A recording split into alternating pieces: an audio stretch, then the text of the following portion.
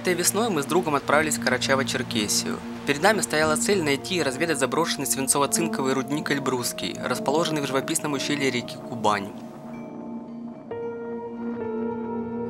Эльбрусский – древнейший рудник Карачаево-Черкесии. Полиметаллическое месторождение было известно еще с 30-х годов XIX века. В 1891 году началась промышленная добыча, которая продлилась аж до 1975 года, после чего рудник был закрыт.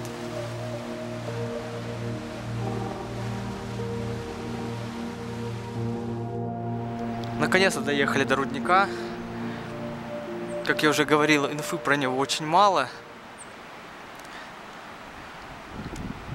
Очень позабавило, что вокруг портала у основной штольни кто-то соорудил пастбище с колючей проволокой.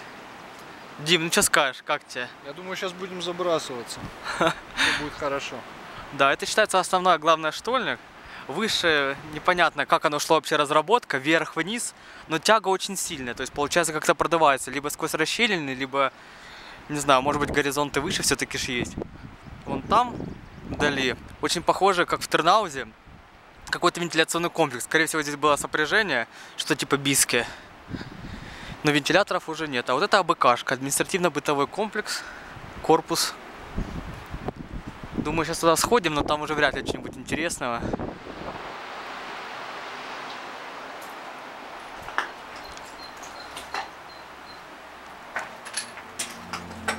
В объективе Никарагуа. Черный братья наши с калашами. Восстание какое-то, 8-й круг Да. ада. 86-й год. 25 октября. Комсомольская правда.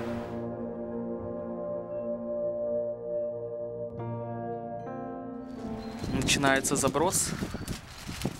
Ну-ка, дай-ка. О, смс-ка пришла. Все-таки ж нужно было в штольню зайти, чтобы отправилась смс-ка. Гениально. Это в горах это работает так. Удивительно.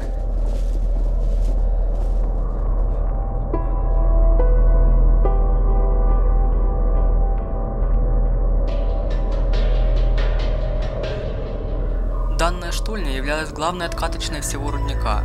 Внутри была хорошая тяга, отсутствовала грязь и вода, что делало передвижение весьма приятным. Вскоре мы достигли первой развилки.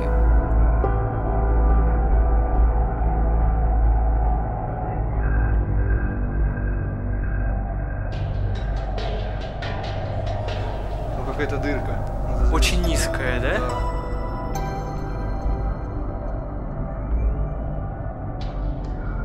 Поворот вел в старую очистную выработку, проходящую по рудной жиле.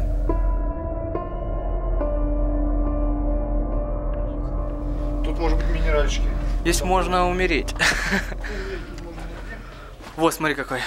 На ярозит похоже. Надо было атомфаз взять. У нас бы это фанило. У нас бы, да. Слушай, здесь прям такие, знаешь, эти кроличьи тропы, какие-то гномьи проходы. Посмотри, как здесь четко. Тут бы не очень по кайфу было. Да. Слушай, где-то здесь должен быть галенит. Но это как не... он выглядит? Галенит серебристый такой.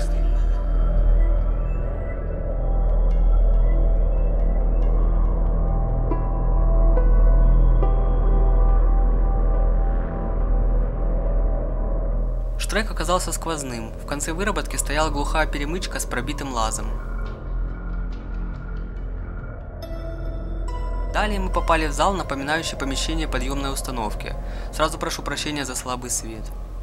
Предполагаемая там вверху такая штука, как в 31-м зале. Только без лестницы. Да, лестницы нету и наверх. Как будто вот такой подъемник. Дима, лезь. Нереально, да?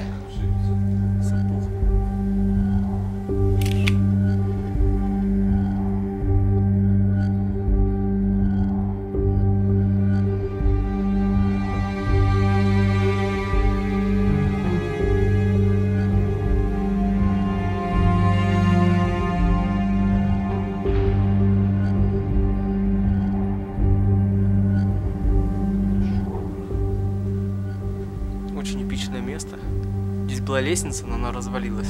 А вверху огроменная камера честная. Дима говорит, что я залез в опасное место. Здесь может привалить в любой момент, потому что здесь все держится на вот этом вот бревне.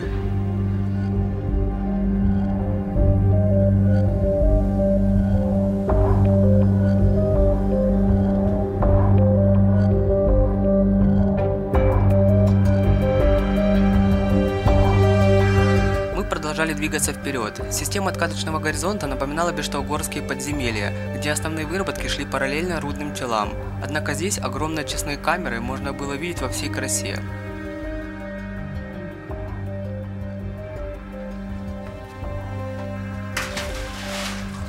За стенкой находилась отработанная жила. Вскоре мы добрались до учебного полигона. Здесь после закрытия рудника студенты Московского горного университета проходили производственную практику. Ага. Получается, ребятки из института учились здесь крепить, это уже свежее, Да, уже после закрытия. Видно, что свежее. Ну что ты думаешь, как такая практика интересная? Да, он доски, потом еще один накат бревен. Конкретно. А сверху еще вот сколько здесь метров? Метров 5, наверное, туда аж до верха. Ну да, 5 как минимум. Ага, и вон там выход. Кстати, мы немножко заблудились относительно Да, мы. какие-то очистные, походу. Да, ну типичные вот эти вот места блуждения. Ты ходишь и толком не понимаешь, куда идти, но все равно выходишь потом.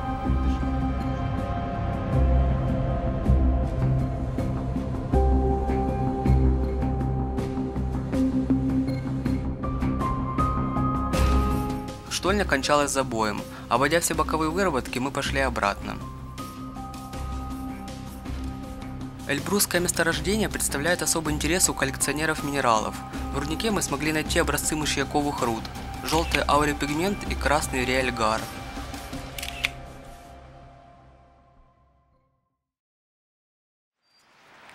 Короче, гуляли мы гуляли, такие думали, ну все, пора ехать домой. И тут, опа, Портальчик. школьня номер 2, да. Холодно, не хочу, Дима. Пошли, В общем, батарейка садится, так что, возможно, только самое интересное засниму. Блин, такой эпичный вход. Как будто, не знаю, в какой-то древней катакомбы под Парижем, мавзолей. Лепешки огромные. Лепешки. Да, лепешки тут есть. Нос аж потек. О, здесь была решетка. Была доскова. А вот и первая находка, наконец-то. Зеленовато-синяя руда. Ну, как и писалось в источниках, что здесь было обнаружено медное руденение. Вот. А до этого мы ничего такого подобного не находили. Все-таки же есть, да, Дим?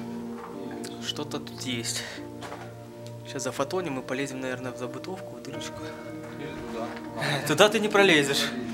Вторая штольня оказалась очень короткой. Буквально через 100 метров мы уперлись в завал, стало трудно дышать. Было принято решение идти на выход. Эльбрусский рудник, пожалуй, не самый интересный объект на Северном Кавказе. Однако я считаю, что для разведочной вылазки мы сделали достаточно.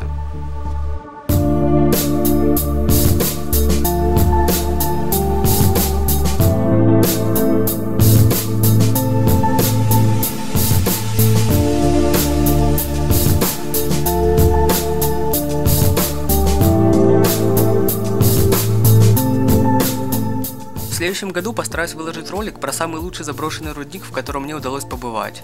Ну а пока, если не сложно, поставь оценку и напиши комментарий. Спасибо за просмотр. Смешно, ослы на входе в штольню.